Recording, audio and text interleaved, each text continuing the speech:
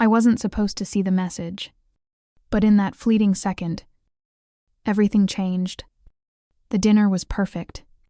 Rooftop lights glowing like stars. Crystal glasses clinking. Laughter echoing off the city skyline. I'd spent months orchestrating this moment, the final meeting, to close the biggest AI infrastructure deal Summit Edge had ever landed. $42 million on the table. My fingerprints on every clause. But as Luke Mason, my boss, stepped away to take a call, his phone lit up.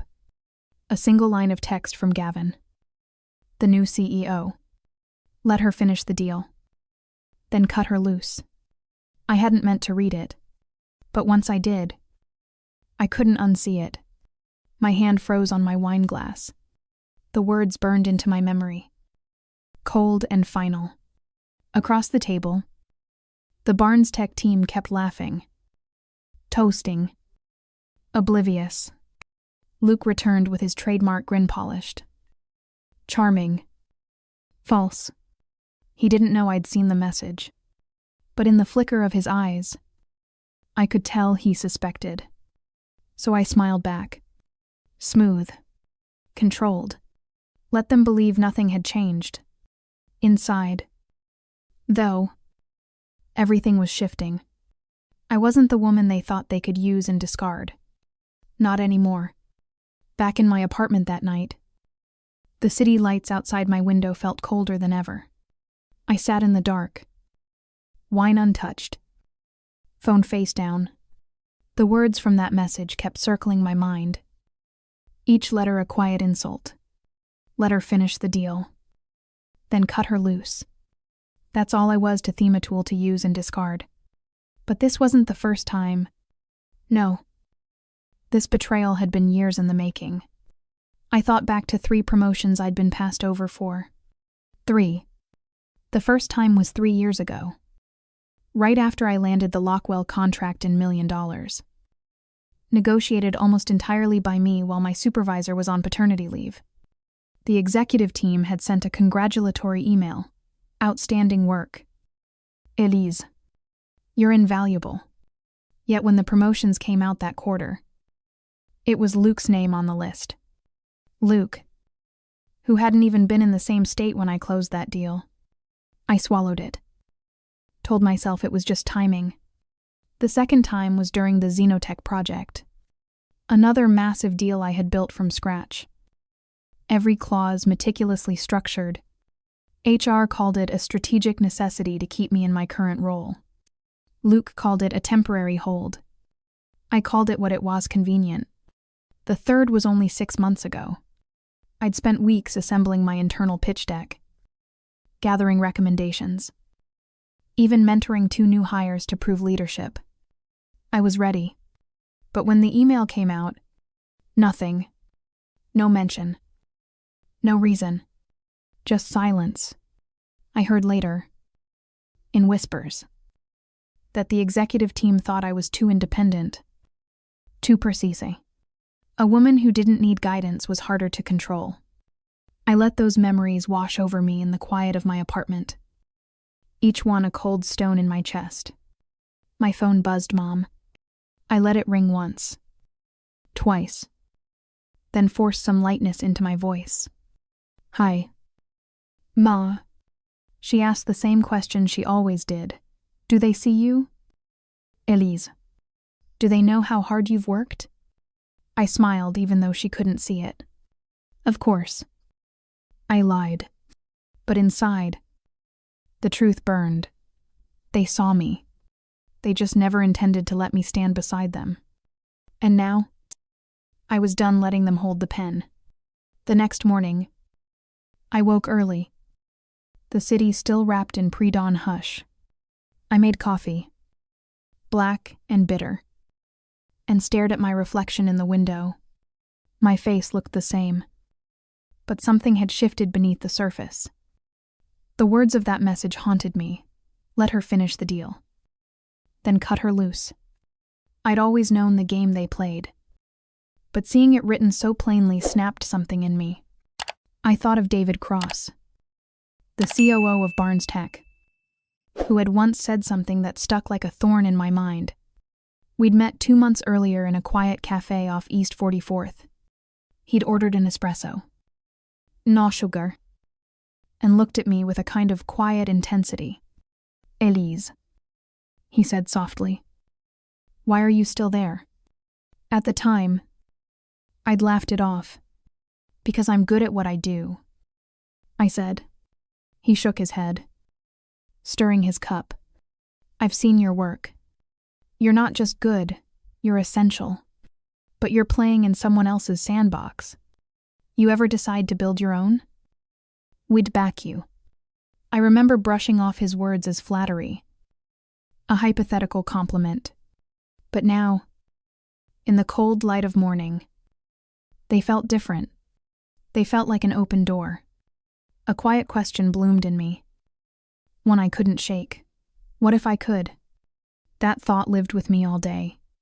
In the boardroom, in the elevator, in the brief silences between conference calls. It was a whisper in my ear, a seed taking root.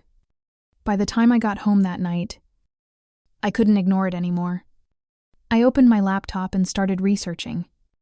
Late at night, under the dim glow of my desk lamp, I read articles on business formation, IP protection, tax codes, things I'd never cared about before. I wasn't building a fantasy. I was studying a blueprint, a plan. The next week, I called Rachel Nguyen, a former compliance lawyer who'd left Summit Edge 2 years ago. She'd seen enough of the backroom deals, the subtle power plays, to know how to build walls that no one could breach. I want something airtight. I told her, no gaps, no back doors. Rachel just nodded.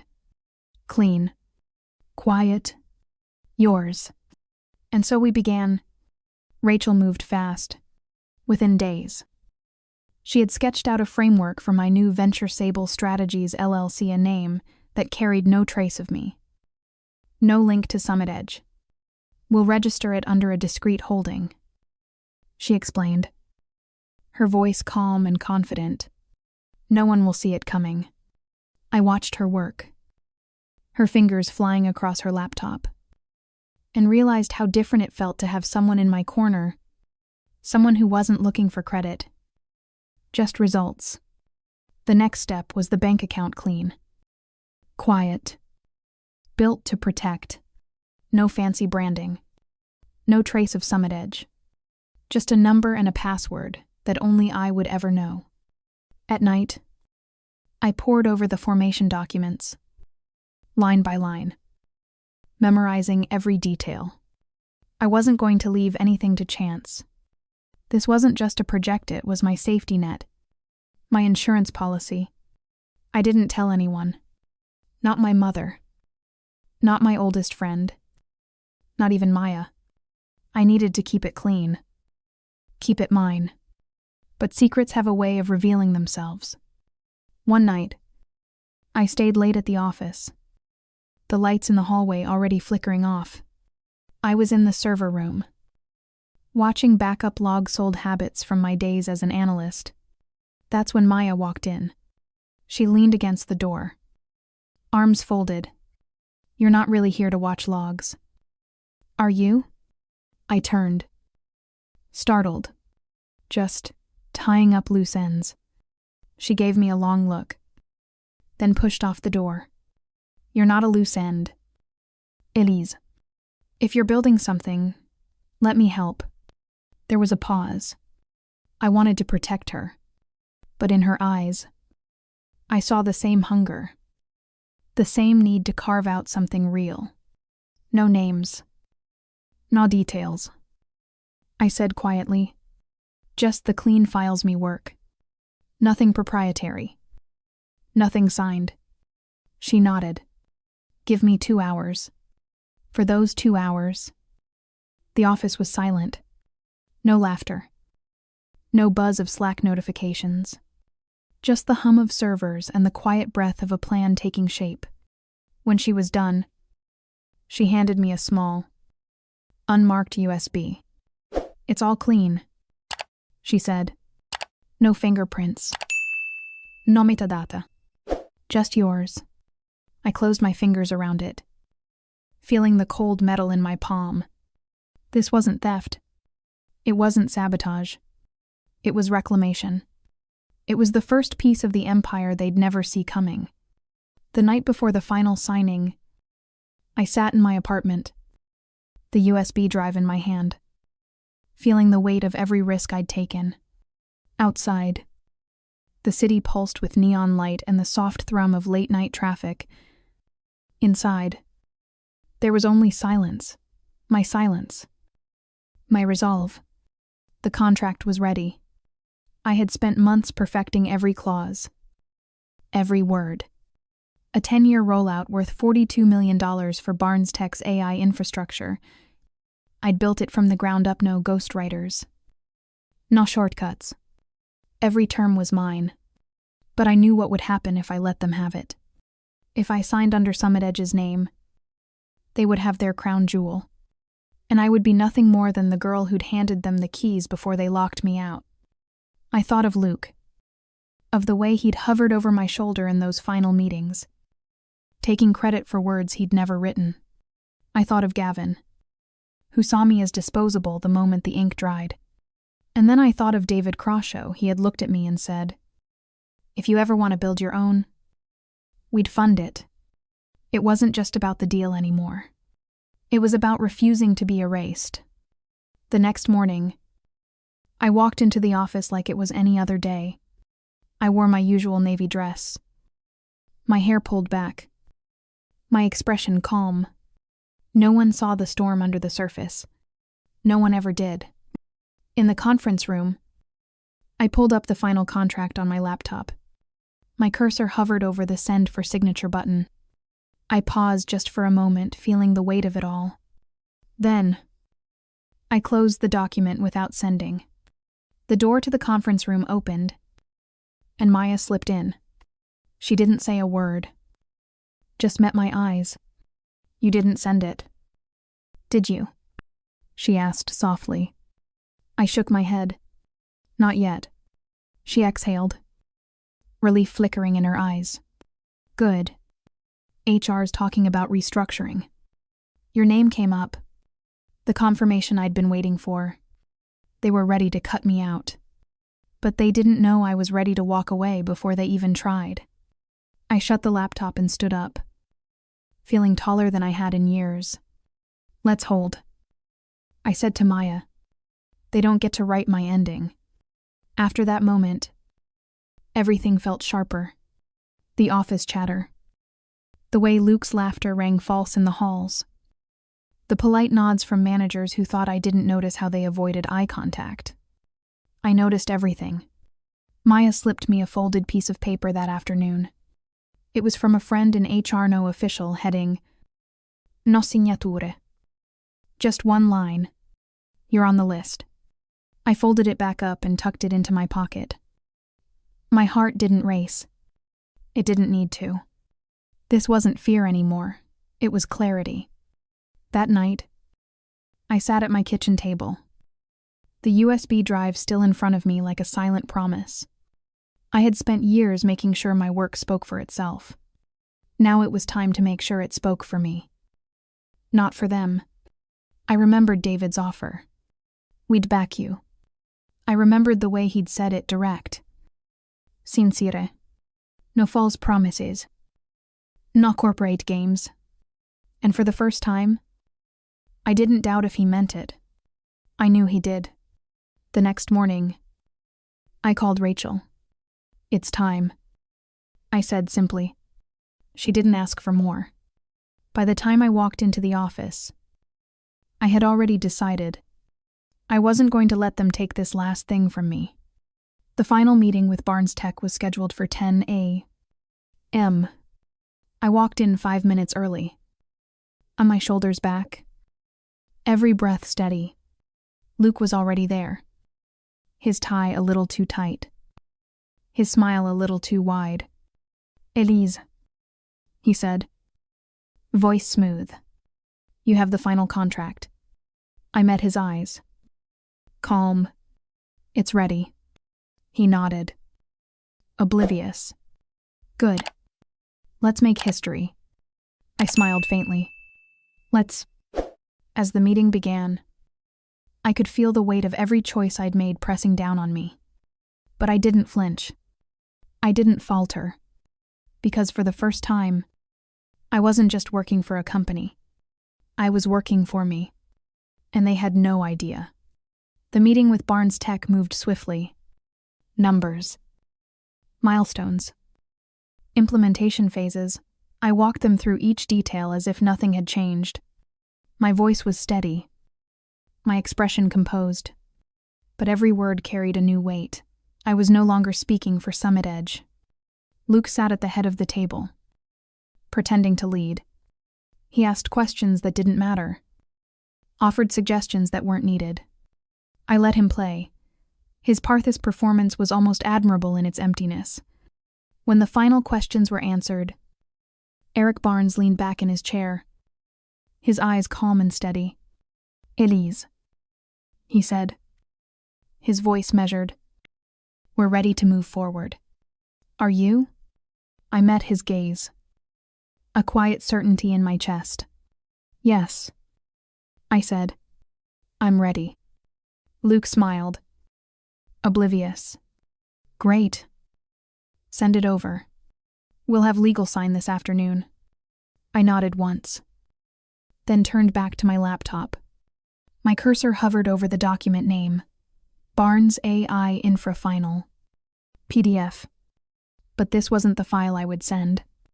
The real contract, the one I'd spent hours refining, reworking, was saved under a different name. RNR Signature Ready. PDF. RNRR Rivers and Rowe LLC. My company. My terms. I paused for just a breath, then attached the RNR file to a new email. My hand didn't shake. My heart didn't race. I was done hesitating. The message was simple. "Thank you for your patience. The contract is ready for your signature." I hit send. For a moment, the conference room felt frozen in time. The only sound was the quiet hum of the AC, the click of the email leaving my outbox. Luke kept talking some half-baked idea about next steps, some hollow promise about partnership, but his voice was just noise now. Because I had just signed the biggest deal of my life and they didn't even know it. Maya caught my eye from across the table. She gave the faintest nod, small. But it meant everything. She knew. And I knew. This wasn't about revenge. This was about reclamation. About taking back what was mine. As I packed up my laptop and left the room, Luke was still talking. But I didn't hear him anymore. My future wasn't in that boardroom. It was already moving silently, powerfully, out there in the world. The fallout came faster than I expected. By noon, word had started to spread. Emails pinged. Slack threads lit up, confusion and panic simmering just beneath the polished facade of Summit Edge's office. No one had seen it coming. No one had even known I was building something else. Quietly, in the shadows, Maya messaged me. They saw the news. They're spiraling. I closed my eyes for a moment, feeling the quiet satisfaction of it. They thought they held all the cards, but they'd never bothered to see the whole deck. Luke was the first to call. I let it ring. Then a second call. A third. I ignored them all. My phone buzzed with a final text. "Elise. We need to talk. Urgent." But there was nothing left to say. Instead, I forwarded the news article to Rachel, who replied with 2 words. "It's done." And it was. By late afternoon, messages from old clients started trickling in. Clients who knew me. Not the company's logo. Clients who understood that behind every success Summit Edge claimed was my work, my name, they had tried to bury. "Elise. We saw the announcement. We want to move our account to Sable Strategies. We never trusted them. We trusted you. Each message felt like another thread of control snapping away from Summit Edge. I didn't celebrate. Didn't even smile. I just read them. One by one. Letting the weight of it sink in. Because for years, they had tried to convince me that power was in titles, in signatures, in the comfort of an office chair. But real power wasn't given. It was claimed, and I had claimed mine. As the sun set over the city, I sat in my new, almost empty office, just a desk, a laptop, and a single framed photo of my mother's smile. I could hear the muffled roar of New York traffic below. A city that never stopped moving, never stopped testing you. I didn't feel like I was starting over. I felt like I was starting right where I was always meant to be. No more permission. No more proving. Just quiet certainty. The next morning, the headlines hit the wire. Barnes TechSign's landmark AI deal with Sable Strategies Summit Edge nowhere in sight. I read them in silence. My coffee warm in my hands. My name wasn't in the headlines.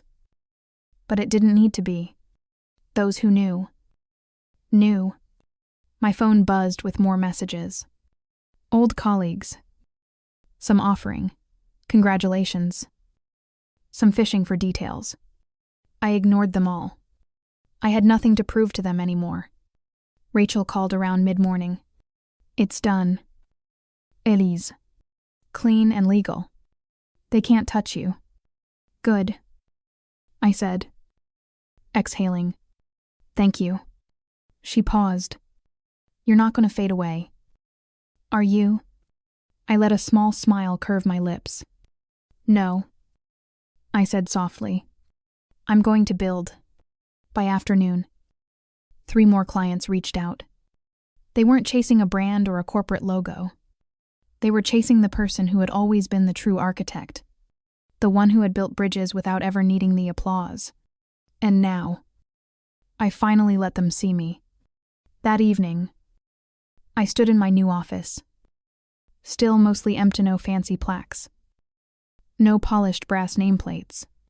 Just a whiteboard with scribbles of ideas and a single desk. My desk. I ran my fingers along the smooth surface, feeling the difference in every inch. This wasn't about ownership on paper, it was about ownership in spirit. Every inch of this space was built on trust. Mine. Maya arrived just before sunset, carrying 2 coffees and that familiar spark in her eyes. It's real now, she said, handing me a cup. It was always real. I replied. They just didn't see it. She grinned. What's next? I looked out the window at the city that had tested me, chewed me up, and dared me to come back stronger. The skyline glowed like a challenge, and I was done shrinking to fit anyone's frame. We're going to build it right, I said quietly. No more noise. Just the work and the results. And in that moment, I didn't feel like someone who had been pushed out. I felt like someone who had just stepped into her own empire. A week later, the first payment landed in the Sable Strategies account. $42 million, enough to start a company. Enough to build a legacy. But more than the money. It was proof that I wasn't just a name in someone else's story anymore. I was the story. The legal threats from Summit Edge came swiftly. Emails filled with cold language. Demands to return what they claimed was theirs. But Rachel had seen it coming. Her reply was simple and elegant, no drama. No panits. Just facts. Your client has no legal claim. Elise was never an employee. Never bound by your contracts. She took what was hers, nothing more. They didn't reply. And I didn't wait for them to. Instead, I focused on what was ahead. Sable Strategies was no longer just an idea, it was real. Clients called, one after another. Ready to leave the corporate games behind and join something built on truth. Maya moved her desk into the small office next to mine. She brought a plant from her old cubiclone green thing to soften the white walls We're not here to make noise, she said as she set it down. We're here to make change. Exactly, I said. And this time, no one's rewriting our names at the bottom of the page. On a quiet afternoon, my mother came to see the new office. She took in the space still sparse, but filled with potential, and then looked at me. Pride and relief in her eyes. They didn't fire you, she said softly, touching the back of my hand. They freed you. I smiled, feeling those words settle deep inside. Yes, I whispered back. They freed me to be exactly who I was always meant to be. Outside, the city kept moving. Taxis honked. Crosswalk lights blinked. The hum of life never slowing. But for the first time, I felt like I was moving with it. Not fighting to keep up. No more waiting for permission. No more playing by rules someone else wrote. I had my name. I had my voice. And I had a future that belonged to no one but me. And if you're listening to this right now, maybe you've been underestimated, dismissed, or told to stay silent. Let me say this. You are not here to play by their rules. Your worth is not defined by their titles. Your power doesn't come from their permission. It comes from the quiet strength you carry. It comes from the choice to rise, to build, to reclaim what's yours. So here's my challenge to you. Stand taller than their doubts. Work quietly, but let your results roar. Never wait for them to say you're ready because you already are. If this story resonated with you, if you're done waiting for approval, I hit that like button and subscribe, because here, we don't wait for applause. We build our own. And if you're ready to join that journey, drop a comment below. What's the one thing they said you couldn't do? Let's rewrite those endings together.